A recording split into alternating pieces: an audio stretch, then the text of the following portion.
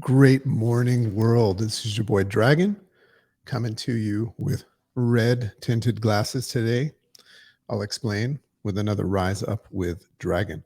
I want to welcome everybody to the eye of the storm, the space in between you and the stimulus, the playing field of your conscious mind.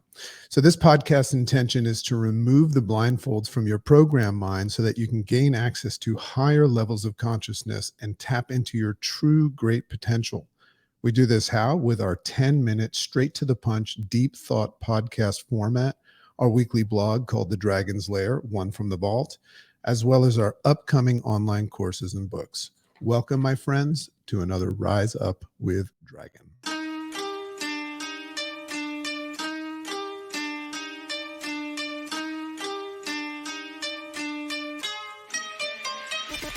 Great morning, world! Welcome to the Rise Up with Dragon podcast with your host, Dragon!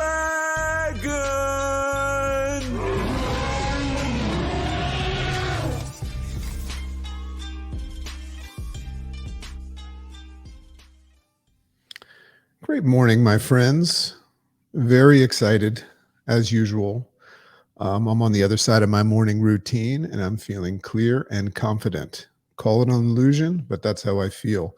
One of the things that I love to do to bypass my analytical mind that sometimes has a tendency of calling the shots from my past experience is meditate. And my favorite platform to use to instill and activate my meditation muscle is Karma Mind. And they are the sponsor of Rise Up with Dragon.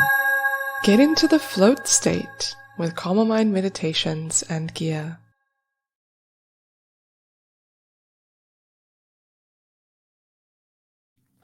So first of all, just a couple of dragon thoughts for the morning. Thank you so much to those of you that reach out to me and give me some feedback on some of the things that you're vibing with the various just topics that we drop here on Rise Up with Dragon. I really appreciate it. This all started off as a method by which I would manage my own personal challenges in life with anxiety and things like that. And then years and years later, it became a thing with a following. But I just love getting feedback from people. One of the greatest joys when you are a deep thinker and a writer is when people vibe with something that you've said. One of the thoughts that I had this morning is that, I'm just one of those odd people in this world that gets more joy out of playing a role in other people being happy and succeeding, as opposed to just me being happy and succeeding. As a matter of fact, my happiness and success has become your happiness and success. So thanks again for all of your positive feedback. Quick, exciting note.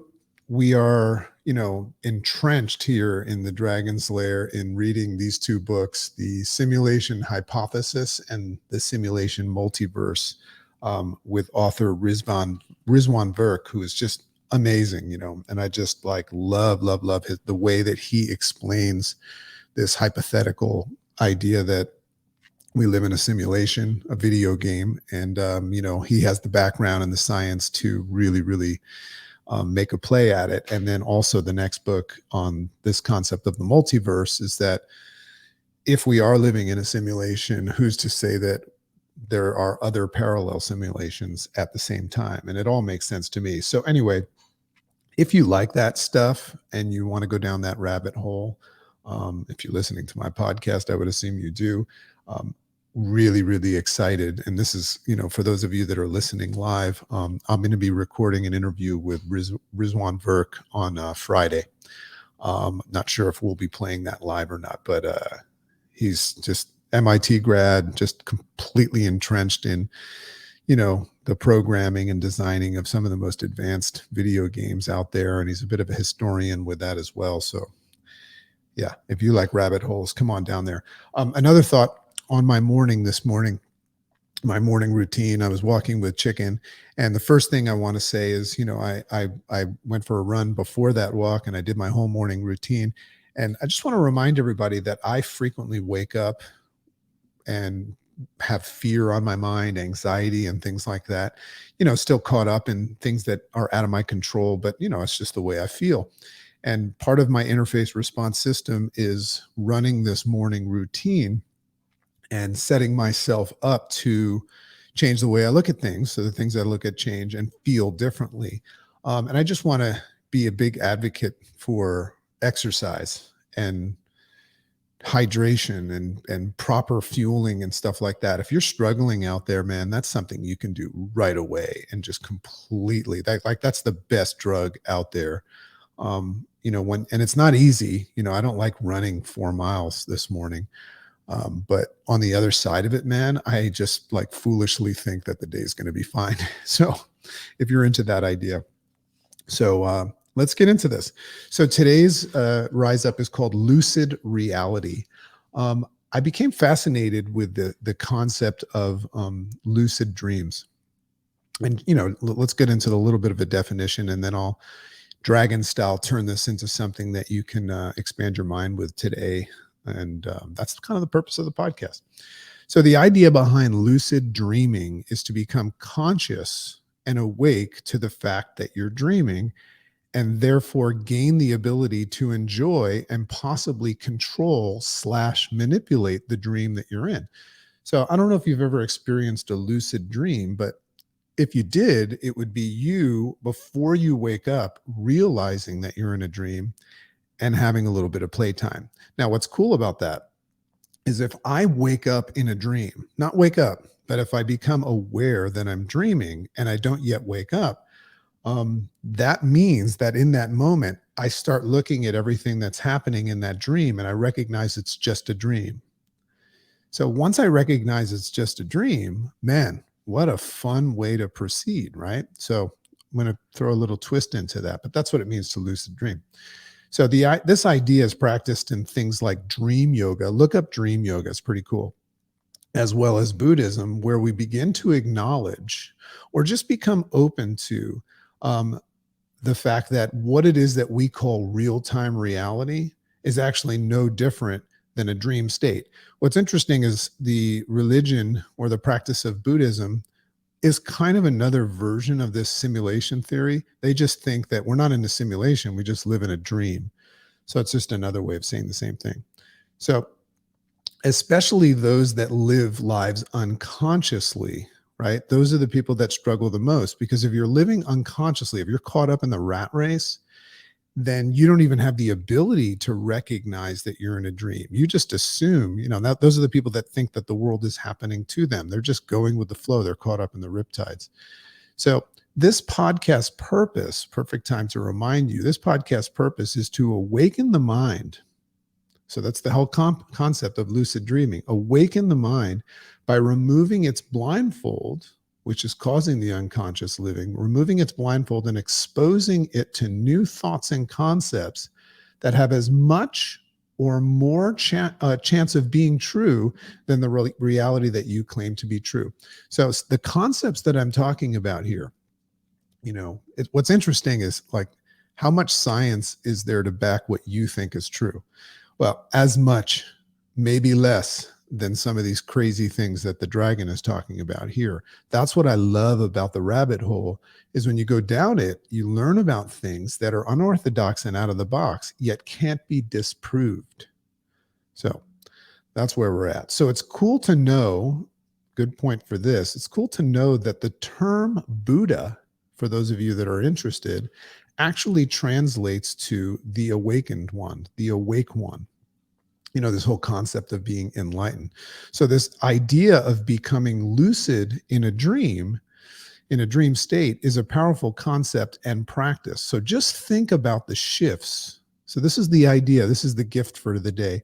Just think about the shifts that you'd make in your life if you woke up today, and maybe this podcast does it in a snap, woke up to a higher level of lucid consciousness in your life as it unfolded, but did so with the awareness and the openness and the possibility thinking that it was all potentially this thing that you call real life, all potentially a dream.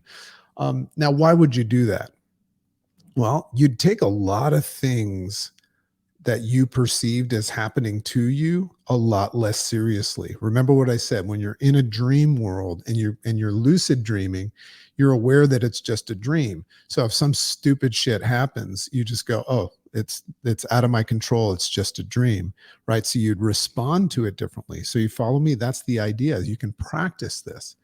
Don't jump, don't run into a wall or jump off of a cliff or anything. That's not what I'm saying. But you take a lot of these things that you perceive as happening to you a lot less seriously and gain control over your perceptions and therefore responses.